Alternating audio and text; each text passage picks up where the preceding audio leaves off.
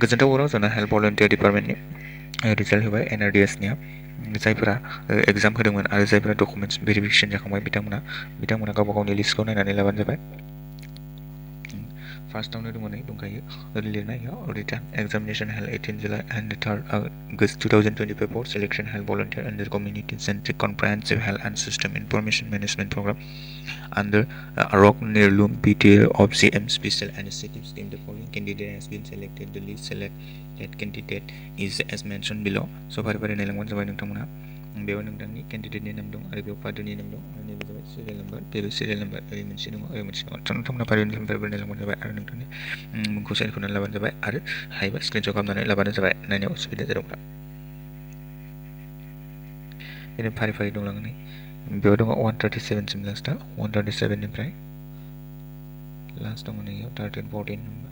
नैयाव 26 last ओमफ्राय 150 बेयाव बिरगोफुर बिरदाव बिबुंसार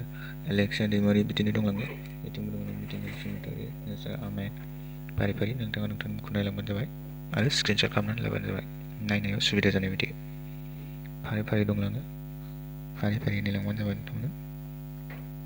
ओमफ्राय नोंथांमोना दंखाजोबो नै गासिबो फारि नै डिम्पल पाटगिरि जोंनि बर' मनिका मनर उद्दिन आहमेद दङ बिदिनो नै बसुमतारी दङ दनुजा फारि नायलांबानो जाबाय नायलां आरो स्क्रिनशट खालामनानै लाबानो जाबाय सुबिदा जानाय बायदि नोंथांनि थाखाय बेनि उनाव नेक्स्ट पेज दंबावो नेक्स्ट पेज 62 63 सिममोन बेना 64 नै ओमफ्राय बेना 180 सिममोन बेना फार्स्ट पेज आरो सेकेन्ड पेज 180 निफ्राय स्टार्ट नाम्बार बिदिनो दङ नै फारि दंलाङो फारि नायलांबानो जाबाय गासैखौबो ओमफ्राय स्क्रिनशट खालामनानै लाबानो जाबाय फारि नायलां स्क्रिनशट खालामनानै लाबानो जाबाय स्क्रिनशट खालामनानै ला फारि नोंफ्रा गासिबो दंजोबो जायफ्रा सेलेक्ट जादों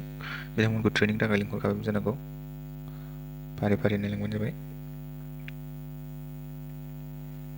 फारि नायलां आरो माबाफोर डाउट जादोंब्ला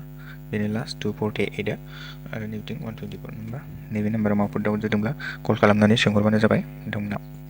स' लोगोफोर दिनैनि भिडिअ'आ एसेनोसै